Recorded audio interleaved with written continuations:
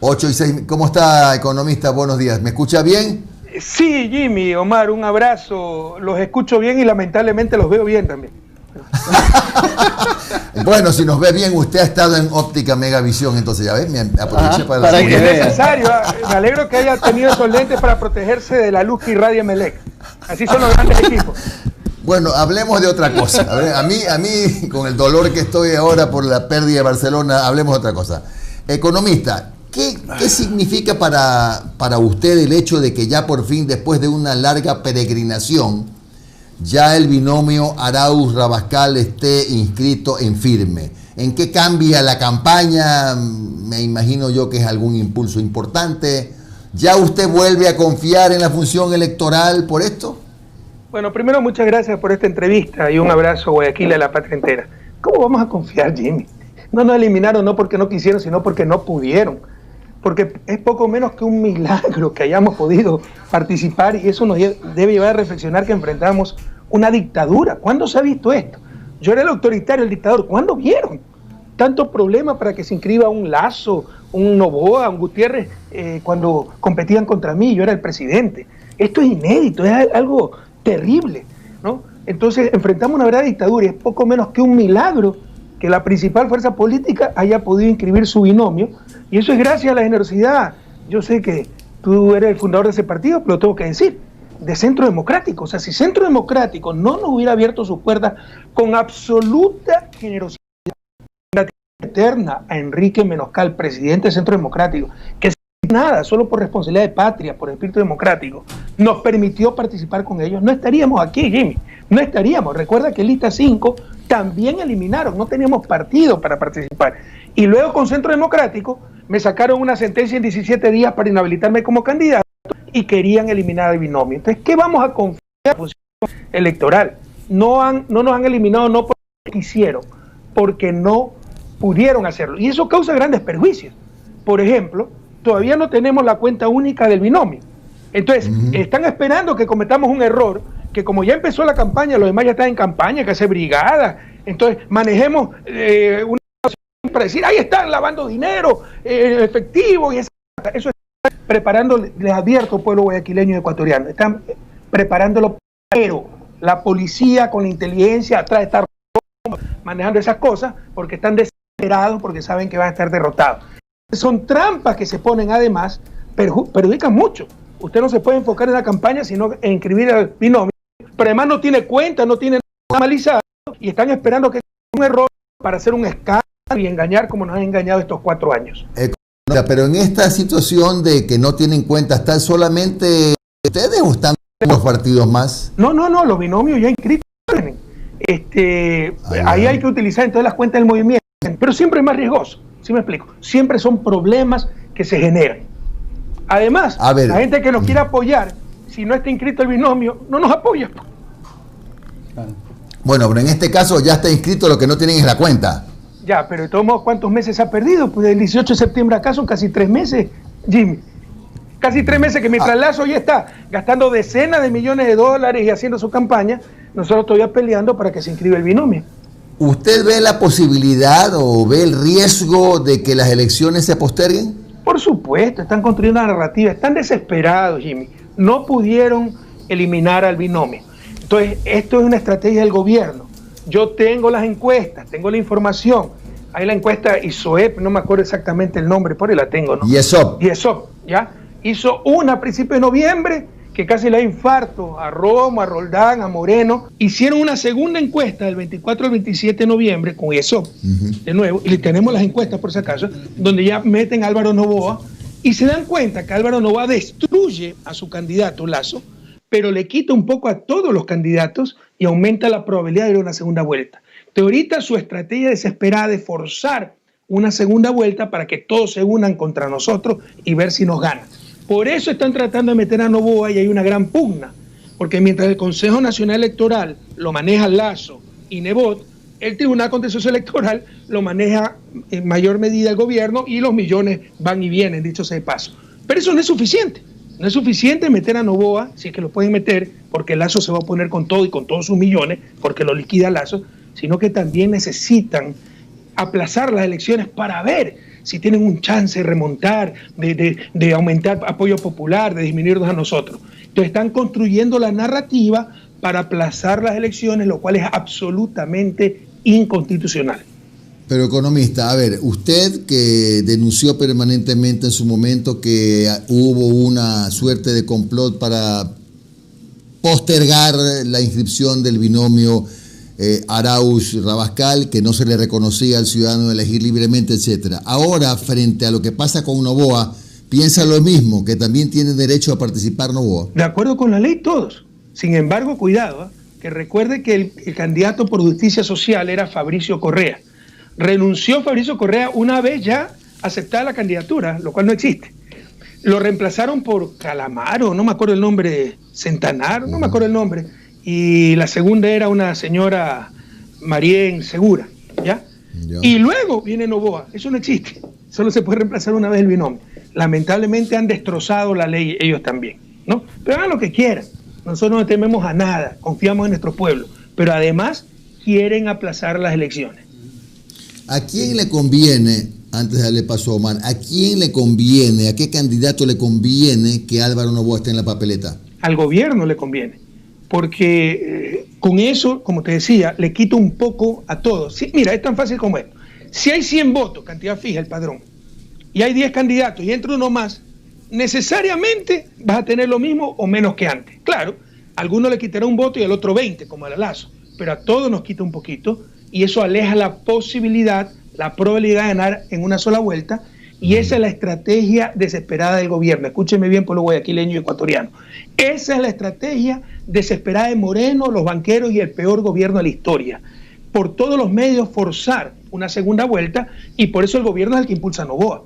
Pero Lazo, que se sabe liquidado si entra Noboa, con todo su poder económico, como domina el Consejo Nacional Electoral, va a echar toda la carne al asador para evitar la entrada de Noboa. Pero como les decía, no le es suficiente.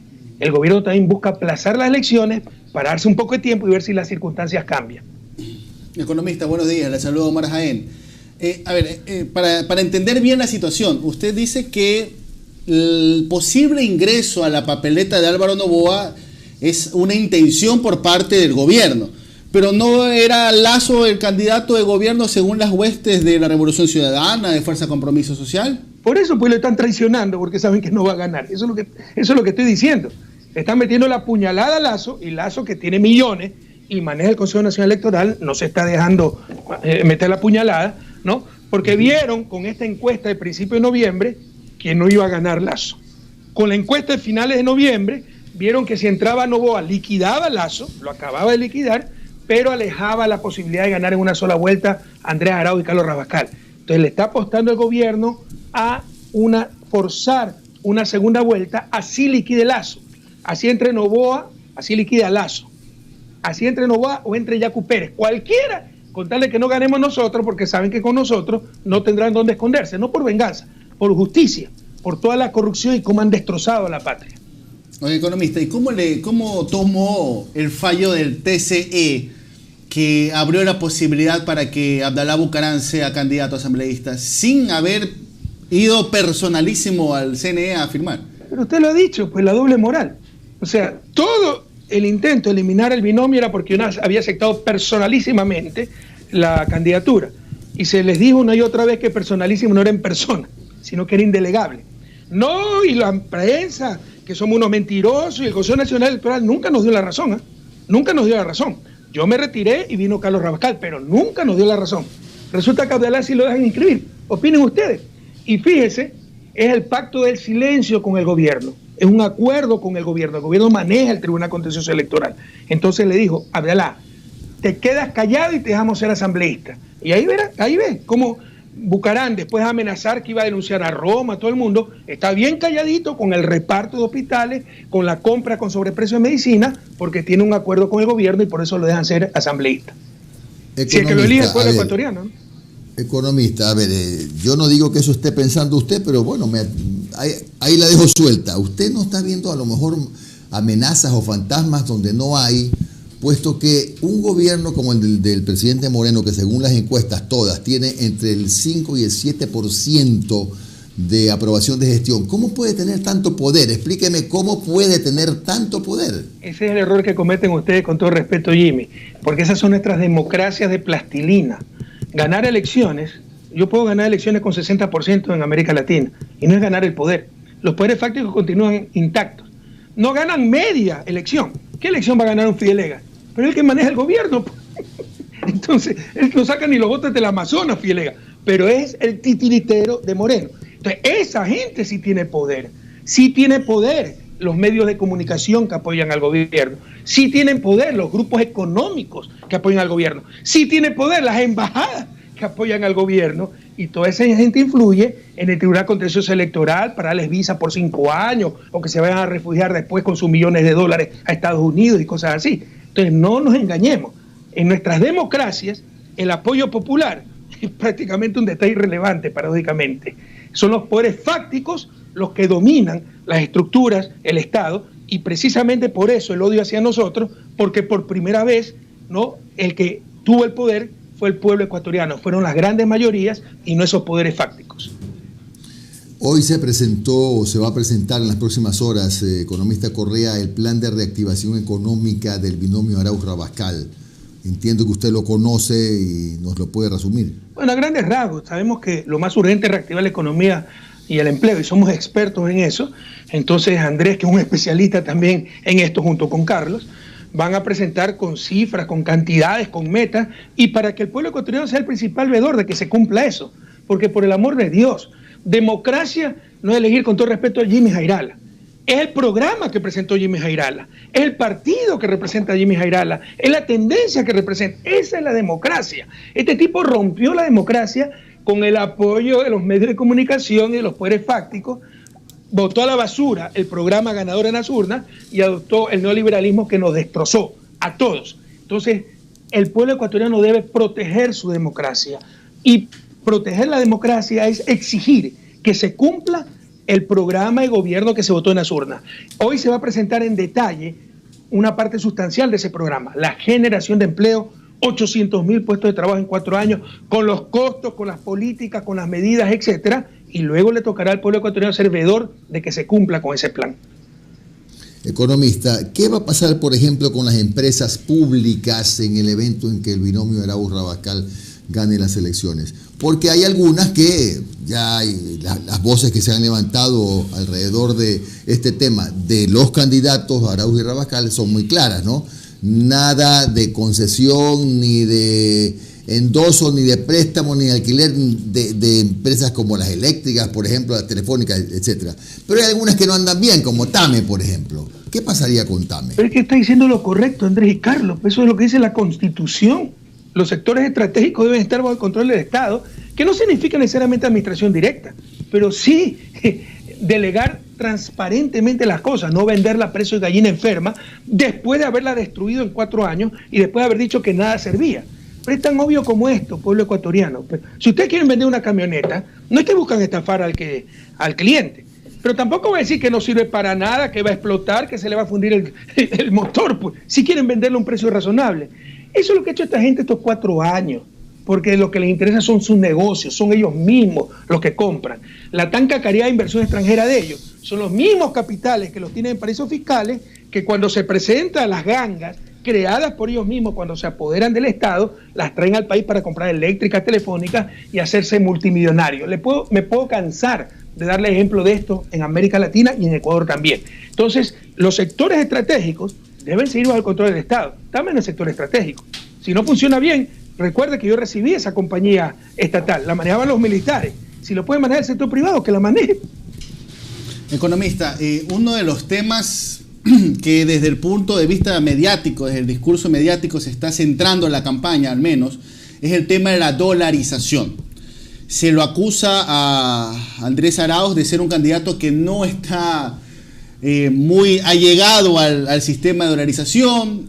Retomando un poco y haciendo un poco de memoria, usted también en su momento dijo que no fue la mejor decisión haber adoptado la dolarización en el país, pero que a la larga ya es irremediable la situación en el país. Irreversible. Irreversible. ¿Y cuál es la posición ahora que usted tiene con respecto a la dolarización? ¿Usted cree que cómo se la puede fortalecer Porque ahora hay hasta cuñas en donde en la radio nos están diciendo que cuidado, que vamos a salir de la dolarización, que vamos para Venezuela. ¿Cuál es el tema con la dolarización? Primero, son buenas noticias, eso nos llena de alegría, porque significa que están desesperados. Recuerden, guayaquileños, lo mismo dieron en el 2006, cuando yo era candidato. Lo mismo dieron en el 2009, cuando yo era candidato. Lo mismo dijeron en el 2013, cuando yo era candidato. Y lo mismo dijeron en el 2017, cuando Moreno era candidato. Y casi se les cumple, porque por su torpeza económica, por poco estalla la dolarización. Nunca ha estado tan debilitada la dolarización como ahora. Y ahí viene la tercera parte de su pregunta, la segunda la dejo para el final, ¿no? ¿Cómo fortalecer la dolarización? Tan simple como esto. Para que funcione la dolarización debe haber dólares. Pero si esta gente está sacando dólares del país, los principales son los banqueros. Hay 30.000 millones de dólares fuera del país. Si eliminaron aranceles para botar la plata del petróleo, hasta para importar Nutella, importar los artículos más suntuarios, eso debilita la dolarización. Nosotros sabemos cómo fortalecer la dolarización, porque esa dolarización es irreversible. Y le contesto a la segunda parte de su pregunta. Yo no vendo mi conciencia por ganar unos cuantos votos. Perdería credibilidad y perdería mi honestidad académica. O sea, la dolarización fue una barbaridad técnica, a tal punto, pero es tan sencillo como esto. Si fuera tan buena idea renunciar a la moneda nacional, ¿por qué el resto de América Latina no lo hizo? Porque para algo sirve la moneda nacional. ¿Y sabe para qué sirve? Entre otras cosas. Primero, la moneda nacional es el principal mecanismo de coordinación social. Dando crédito usted puede reactivar la economía. Segundo, el talón de Aquiles de los países en vías de desarrollo se llama sector externo, no es sector fiscal, eso es ideología. Usted siempre puede controlar el sector fiscal, lo que no puede controlar es el sector externo. Y el principal instrumento para regular el sector externo, para evitar esos grandes déficits, se llama tipo de cambio, que es exactamente lo que hemos perdido. Les repito la reflexión. Si fuera tan buena idea la dolarización, si uno fuera loco, ¿por qué el resto de América Latina no dolarizó? ¿Por qué los economistas argentinos no dolarizan, los economistas brasileños no dolarizan, los economistas peruanos, los economistas colombianos? Porque saben que el tipo de cambio es fundamental. Pero una vez adentro, intentar salir es un cataclismo. No solo eso, ganan los mismos especuladores de siempre, esos 30.000 millones afuera, ellos son los que van a ganar. Porque si se pone una moneda nacional que se deprecie, son ellos los que se van a volver multimillonarios. Entonces hay que mantener la dolarización y sabemos cómo mantenerla. Pero no me pida que venda mi conciencia y diga que un disparate técnico como la dolarización, cuando fueron los bancos los que nos quebraron en el 99, fue una medida acertada. Economista, otro de los temas vinculados a la dolarización es la eliminación o no del impuesto a la salida de divisas. Según especialistas y las cámaras de comercio, sostienen que ese impuesto impide que llegue la inversión extranjera. Eso no son especialistas, son negociantes. Son ellos los que están perdiendo plata porque no pueden especular. Eso es lo que ha protegido la dolarización, precisamente para evitar salida de divisas y sobre todo para evitar tal vez el mayor peligro de un sistema más que dolarizado, generalicemos, de tipo de cambio fijo extremo, dolarización, convertibilidad, etcétera, que son los capitales especulativos. Los que entran 3 meses, el país estornuda y sale. O probablemente el país no estornude, pero Colombia le ofrece mejores condiciones y salen y se van a invertir a Colombia. Eso hace estallar cualquier sistema de tipo de cambio fijo. El ISD, el impuesto de salida de divisas, ha sido uno de los principales instrumentos para proteger la dolarización. Pero esta gente es tan irracional, tan codiciosa, tan miope, tan ignorante, perdónenme, de economía, que quieren eliminar todas esas cosas y lo que van a hacer es hacer estallar la dolarización. Economista, ¿qué espacio ocuparía la minería en un gobierno eventual de Arauz y Rabascal? Vea, no nos hagamos el harakiri, por favor, querámonos como país. No nos echemos al hombro responsabilidades que no tenemos. Sí, el cuidado del planeta, y hemos dado ejemplo a nivel mundial, es una responsabilidad común, pero diferenciada. Nosotros no somos los que más contaminamos. En todo caso, gran parte del futuro del Ecuador está en la minería. Por aquí tengo informes, mire, como soy responsable, me gusta leer, aquí está el reporte de minería del Banco Central, lo que está sosteniendo la economía, es todo lo que hicimos. El Tiputini, las hidroeléctricas, repotenciación de refinería y los 2 proyectos que traímos mineros, que están generando centenas de millones de dólares, si no el país ya hubiera totalmente colapsado porque este gobierno no solo que no ha hecho nada, ha destruido todo. Pero gran parte del futuro, no tengo las cifras, las puedo buscar porque tengo los reportes, pero por decirle algo, si en Chile, si mal no recuerdo, son 50.000 millones de ingresos en minería, nosotros recién estamos por 600, 800 millones. Tenemos un potencial enorme no nos hagamos daño, no nos neguemos el futuro, no nos neguemos el buen vivir de nuestros hijos, de nuestra familia. Todavía se nos mueren niños por patología de las miserias, dengue, gastroenteritis. Eso son crímenes en el siglo XXI. Entonces, pero la minería contamina el medio ambiente. La minería moderna minimiza ese impacto ambiental que tiene toda actividad humana. Usted construye una casa, está teniendo impacto ambiental. No solo eso. Por ejemplo, en países como Chile, ya ni siquiera utilizan agua dulce, que se recicla en un 95% en la minería moderna. Utilizan agua del mar. O sea, hay cómo minimizar los impactos ambientales, pero no nos neguemos el futuro. Gran parte del futuro, sobre todo para provincias del sur amazónico, Zamora, Morona, incluso Paraguay, está en una minería responsable que se puede realizar. Eso fue una de las claves del paso al desarrollo de países como Australia. Pero Canadá, uno de los países con mayor cantidad de capital natural, bosques, lagos, agua dulce, tiene minería. Chile, el país de mayor desarrollo relativo a América Latina, tiene minería.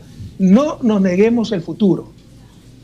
¿Y qué espacios, para usar la misma palabra, van a ocupar la minería artesanal en el evento de este gobierno? Mire, la gente está en demagogia, hay tanta demagogia, hay tanto demagogo, que dicen no a la gran minería, sí a la pequeña minería. La que puede contaminar es la pequeña minería, porque no tiene pues acceso a las tecnologías de punta que minimizan el impacto ambiental. No reciclan el agua, todavía utilizan químicos que contaminan. Entonces, a esa minería informal, a esa minería artesanal hay que organizarla y hay que tecnificarla, darle todo el apoyo. Pero no nos engañemos, ¿no? Hay espacio además para todos. Hay que organizarla para evitar que sigan contaminando, que sigan destruyendo el medio ambiente y que tengan su fuente de trabajo. Pero también se necesitan esos grandes proyectos mineros con alta tecnología que minimicen el impacto ambiental y que produzcan, incluso refinen los minerales, donde le repito, y al pueblo ecuatoriano, está gran parte del futuro del país. Economista, hace unos 4 o 5 días el candidato a la presidencia, Yacu Pérez, hablaba con preocupación respecto de lo que va a pasar en Wall Street, es decir, que se va a cotizar el agua, y bueno, ciertamente es un tema que preocupa. A muchos les ha causado gracia, a otros les ha causado preocupación, porque sí, dicen que las próximas guerras mundiales ya no van a ser por otra cosa que no sea por el agua. No quiero ni que se acerque ni que se aleje de la posición de Pérez, pero quiero saber la suya. ¿Usted también considera que sí hay razones para preocuparse por el agua? No es cuestión de risa, ¿no? Es terrible, creo que la humanidad es necia, sobre todo el capitalismo salvaje, y no aprende ni siquiera esta dura experiencia. Si algo nos ha enseñado la pandemia es que no todo puede ser mercancía. La salud no puede ser mercancía, la salud es un derecho. Derecho no es algo que alguien puede comprar porque tiene el dinero para hacerlo, es algo que nadie te lo puede quitar por el hecho de ser humano, de tener una dignidad intrínseca, ¿no? Entonces, si algo nos enseñó la pandemia es que la salud es un derecho. El agua es un derecho, no lo puede estar negociando en Wall Street. El agua es vital para la vida, vital para la naturaleza. Ya basta de ese capitalismo salvaje. Entonces no es cuestión de risa, es cuestión de muchísima preocupación porque sigue avanzando ese capitalismo salvaje que tanto daño nos ha hecho con la depredación del medio ambiente, con el descuido de los sistemas de salud, lo cual ha evidenciado esta pandemia, y ahora quieren privatizar hasta el agua y cotizarla en Wall Street. Terrible realmente. Economista, ¿qué hacer con el tema de los subsidios a los combustibles? Usted sabe que en estos momentos en el país se rige esto de tema de las franjas cada mes. Cada mes se va actualizando el precio de los combustibles. El día viernes se actualizó el precio del diésel, el que utilizan los transportistas públicos. Ya está en 1.30. O sea, ha subido 30 centavos en cuestión de 4 o 5 meses. Suponemos que han de buscar algún tipo de compensación, acercamiento con el Ministerio de Finanzas, pero ¿qué hacer con los subsidios en el país? ¿Se acuerda que este gobierno juró y rejuró que no iba a subir el precio de los combustibles? En octubre casi se cae por subirlo, diciendo que era responsable. Mentira. El Fondo Monetario le exigió subir 3 puntos el IVA, pero como eso tenía que ser aprobado por la Asamblea y no tenía mayoría, se le ocurrió en última instancia subir el precio del combustible y casi se cae. ¿Y por qué lo suben ahora? Cuando lo subieron hace unos meses, cuando incluso se reducía el precio, no aumentaba ingresos el gobierno, porque querían privatizar la comercialización de combustible, que es lo que han hecho. Por eso paralizaron la refinería del Pacífico, para mantener el negocio de comercialización e importación de combustible en manos privadas. Entendamos lo que está haciendo esta gente. La refinería del Pacífico es a los combustibles lo que las hidroeléctricas son a la electricidad. Antes nuestro gobierno se importaba electricidad, ahora exportamos. Con la refinería del Pacífico ya no vamos a importar combustible, sino que vamos a exportar. ¿Quién puede oponerse a eso? Bueno, lo que están negociando con la importación de combustible, que acaban de privatizar, y para eso era necesario liberar el precio de los combustibles. Mire, yo nunca hubiera puesto subsidio a los combustibles, porque es un precio fundamental que debe representar el costo de ese recurso no renovable, sus externalidades, como llamamos los economistas, la contaminación, etcétera. Pero es al igual que la dolarización. Hay cosas muy fáciles de hacer y casi imposibles de deshacer porque se crea un cataclismo social. Entonces, es fácil poner un subsidio, trate de sacarlo y todos los daños, porque además las familias se ajustan a ese precio subsidiado. Lo que hay que hacer es planes de largo plazo, adecuados, para ir poco a poco prescindiendo del consumo de combustibles subsidiados. Por ejemplo, nosotros tenemos el plan Renova para buses, para camiones, para taxis, que era un gran negocio para el Estado. Y un problema de flujo, porque en este momento se gastaba y se recuperaba eso en el largo plazo, pero se recuperaba. ¿Cómo? Con un taxi nuevo se consume menos gasolina y hay menos subsidio. Pero además se puede focalizar el combustible en el transporte público para que no suban los pasajes, pero en el transporte privado sí dejar ese precio liberado o dar un segmento, ¿no?, de consumo para todas las familias, pero ahí en adelante, cuando hay un exceso de consumo, que se pague el precio internacional, porque realmente pues es un recurso no renovable, contaminante, que estamos dejando de exportar y en consecuencia es un subsidio que sería ineficiente, ¿no? Pero hay formas mucho más humanas y técnicas de ir disminuyendo un subsidio que el garrotazo de liberar los precios de los combustibles de un solo golpe. Economista, ¿se ha dado en estos días algún acercamiento con los dirigentes de la CONAIE? ¿Ustedes consideran pues que eso es un tema que no tiene remedio y que, bueno, a lo mejor se irá decantando en el camino, pero que en este rato no tiene mucho sentido? Les pregunto porque uno nunca sabe las interioridades de los diálogos, ¿no? Bueno, es obvio que desde acá yo no he tenido ningún contacto y no sé si lo hayan tenido, pero no estoy de acuerdo. Nosotros debemos tener contacto con el pueblo indígena y caramba que sí tenemos contacto. Este día sábado acaba de haber un evento multitudinario en Quilotoa, mi segunda tierra, no sé, la región de Zumbagua. Sí conoce, licenciado, la laguna de Quilotoa, ¿no? Sí, sí. Vaya con sus nuevos lentes a admirar esa laguna, nada más bella del mundo. Y Totora, estuvimos cerca de 3.000 indígenas en el páramo de Totora, o sea, cosas impresionantes, ¿eh? Para ese nivel, para esa altura en el campo, son cosas multitudinarias. Siempre hemos estado con el pueblo indígena y el pueblo indígena siempre ha estado con nosotros. Yo siempre le gané a la CONAIE en todas las circunscripciones indígenas. Solo perdí en Napo en el 2013, pero no frente a la CONAIE, sino frente a Gutiérrez. Segundo quedamos nosotros, porque Gutiérrez es de Napo. Entonces siempre estaremos con el pueblo indígena. Para estar con el pueblo indígena, saquémonos eso de la cabeza. No es necesario estar con la CONAIE, que no representa a sus bases, como nos lo demostró el mes de octubre de 2019, cuando vendió la protesta, después de tantos muertos, tanta represión, y le dio la tabla de salvación a Moreno para que siga arruinándonos, diciéndole, baja el precio de combustible y se acabó el lío, cuando ya había 11 muertos. ¿Qué plan tiene el binomio para la atención a los productores agrícolas que se han venido quejando y se quejan permanentemente de los altos precios? Lamentablemente no mejoran los índices de productividad y en general, siendo como son los que han estado activos durante toda la pandemia, todavía son víctimas de un mercado que los llena de intermediarios y todos los etcétera que usted como expresidente de la República conoce. No hay duda que hay un enfermo en el país, en la economía del país, que es el sector agrícola. Usted lo ha dicho, ¿cómo no se van a quejar? Se han destrozado al campo, al sector agrícola, al sector ganadero. Los lecheros están arruinados porque no hay precio de sustentación de la leche, los maiceros. Pero si eliminaron la Unidad Nacional de Almacenamiento, es que la memoria es frágil. La memoria es frágil, Jimmy. Pero, por ejemplo, se olvidaron que yo tuve 800 casos, problemas limítrofes cuando llegué al gobierno. Ya no hay ni uno. ¿No? Es algo diferente al tema que estamos tratando, pero para recordarle a la gente lo que yo recibí, que en Petroecuador había tanta corrupción que la tuve que declarar en emergencia y meter a la Marina de Guerra. Ya se olvidaron de eso. Y volviendo al tema, ¿se acuerda lo que era la ENAC, Empresa Nacional de Almacenamiento? Ya no existía. Los silos se lo habían robado, lo habían desmantelado, lo habían invadido, lo habían sacado las láminas para poner techo de casa. todo tuvimos que reconstruir, hicimos la Unidad Nacional de Almacenamiento para mantener precios de sustentación, comprar en época de cosecha, pero además crédito, además programas de riego, además programas de mejoramiento de semillas, mejoramiento genético para aumento de productividad y tantas cosas. Todo ha sido parado, todo. Y tal vez lo más importante, Jimmy, la prioridad, porque el Estado tiene capacidad para crear demanda en el sector agrícola y pecuario.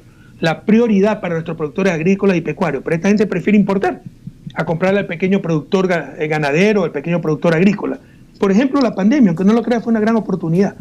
Cuando se declaró la cuarentena y se sabía que había que ordenar cuarentena, se sabía desde el inicio que era parte del protocolo, tú no le puedes ordenar a la gente de Guayaquil, de Bastión Popular, del Guasmo, quédese en la casa, muérase de hambre, pero no se me muera de coronavirus. Tienes que apoyarla con víveres, con alimentos. Nunca se hizo esa logística. Pues se pudo hacer eso con apoyo a las Fuerzas Armadas en lugar de ponerlas a reprimir a los que no respetaban la cuarentena, comprándole pues a los pequeños productores agrícolas, comprándole a los pequeños ganaderos su leche, incluso su carne. No se hizo absolutamente nada. Entonces el Estado tiene capacidad para crear su propia demanda. En resumen, a los que me escuchan, sobre todo los agricultores, los ganaderos, el principal deber de un gobierno no es ser aplaudido por el Fondo Monetario, felicitado por el BID para mandar al ministro incompetente y vicepresidente. El principal deber económico de un gobierno es proteger y fomentar la producción y el empleo nacionales, empezando por la producción y el empleo agrícola y pecuaria. Y te he dicho una lista de medidas con lo que se puede lograr aquello. Economista, mis últimas interrogantes. Algunos medios, portales acá de comunicación, ya están con un caso con respecto a una compañía Vitol que está revelando una supuesta trama de sobornos en Petroecuador desde 2016 al 2020, perdón, 2015 al 2020. Y ya un portal en específico, ya usted lo está poniendo a la cabeza de la trama. Ese es el trabajo de inteligencia, eso es lo que han hecho 4 años, ya nadie les cree. Bueno, todo lo que anuncia Villavicencio, por si acaso, se lo pasa a inteligencia, que sigue la SENAÍN, sino que le cambiaron de nombre. Y en buena hora, porque SENAÍN, contrariamente a lo que dio la prensa corrupta, no creó nada nuevo. Lo que hizo fue unir los servicios de inteligencia que actuaban como República Independiente, la DGI de la policía, los servicios de inteligencia de cada fuerza, de cada rama de las Fuerzas Armadas. Tenía servicio de inteligencia del Ejército, la Marina, la FAI. Los reunió en un solo organismo que se llamó Secretaría de Seguridad e Inteligencia bajo el mando civil, como debe ser en cualquier democracia. Dijeron que habíamos creado una policía política, que habíamos creado, qué sé yo, aparatos de inteligencia para perseguir a todo el mundo. No se creó absolutamente nada. Es una de las tantas mentiras. A tal punto que este gobierno continúa con SENAÍN, le cambió el nombre, así es, y ahora sí la utiliza para perseguir, para inventar. Todas las cosas que ha presentado Villavicencio, que Arroz Verde, que SENAÍN paralela, los prepara el Estado, la inteligencia del Estado, y se lo pasa a Villavicencio, que no averigua nada, no investiga nada, para armar escándalo. Entonces, seguramente esto también. Ahora, yo ni conozco, primera vez que escucho la compañía Vitol, creo que se llama, ¿no? Pero ya soy cabecilla de otra red de corrupción, como hicieron con el caso Soborno. Felizmente ya nadie les cree. Lo que sí es cierto, ¿no?, es que en Petroecuador había mafia, que tratamos de eliminarla, pero no pudimos eliminarla del todo, pero sí avanzamos muchísimo, porque hablemos con cifras, por favor, si aquí no es de hacer escándalo, sino hablar técnicamente. Aquí tengo los datos del Banco Mundial, ojalá los encuentre, ¿ya?, sobre pago de coimas, y ustedes pueden verificar cómo con nuestro gobierno, lo dicen los mismos empresarios, y es Banco Mundial, pueden entrar a la base de datos del Banco Mundial. Estas son cifras, no las calumnias de cierta prensa. Como en 2006, 15.4% de las empresas, son encuestas directas, pagaron al menos una coima, y con nuestro gobierno, 2010, 1.7%. Y luego volvió a subir 2017, 5.9%, y ahorita con Moreno va a estar más alto que en el 2006. Esta es la realidad. Pero aprovecharon este 1.97% de coimas que quedaron, que además incluye municipios, etcétera, para hacer escándalo, cuando lo que hicimos fue reducir grandemente esa corrupción que lamentablemente invadía no solo el sector público, el sector privado y la sociedad entera. Entonces, y donde más había corrupción en Petroecuador. Nuevamente les recuerdo, cuando llegué al 2007 tuve que declarar en emergencia a Petroecuador por la corrupción. No era por ineficiencia, no, por la corrupción, y meter la Marina de guerra. Pero siempre queda algo y habrá que sancionarlo. Si aquí ha habido coima, ha habido corrupción, que los metan presos esos corruptos. Economista, con respecto al otro caso, ¿cuál es su situación jurídica en estos momentos? ¿Ustedes ya acudieron a la Corte Constitucional, que era la última etapa que les quedaba a nivel nacional con respecto al caso sobornos. Está el tema de Interpol. Hay gente que acá todos los días dicen, bueno, ¿y el Interpol? ¿Qué ha pasado con el Interpol? ¿Cuál es la situación jurídica de Rafael Correa? Empecemos por el último. ¿Qué ha pasado con Interpol? Que se les muere de la risa. Se quedan en ridículo. Acaba de sacar, de negar la alerta roja para Walter Solís por el caso soborno, con sentencia. Nunca ha sido tan clara Interpol. Dice expresamente que no se respetó el debido proceso y que eso es persecución política. O sea, lo hace pedazos. Eso no publica la prensa, ¿no? Los hace pedazos, quedan en ridículo. Solo los fanáticos pueden seguir creyendo en esas tonterías. Bueno, mira, a nivel nacional todo está tomado. Sin embargo, no me recuerdo, se hizo la acción extraordinaria de revisión, no me acuerdo cómo se llama, ante la Corte Constitucional, que no tiene límite para resolver, pero sí queda otro recurso a nivel de justicia ordinaria, que es el recurso de revisión, porque en lo penal, como se juega con el bien más sagrado que es la libertad, siempre se puede revisar el caso, nunca está cerrado totalmente. Por ejemplo, si a usted lo condenaron por asesinato, pero nunca se encontró el cadáver, y después de años aparece el muerto y está condenado a 20 años, tienen que revisar su caso. Entonces nosotros tenemos como peritajes internacionales que demuestran que esos archivos han sido manipulados.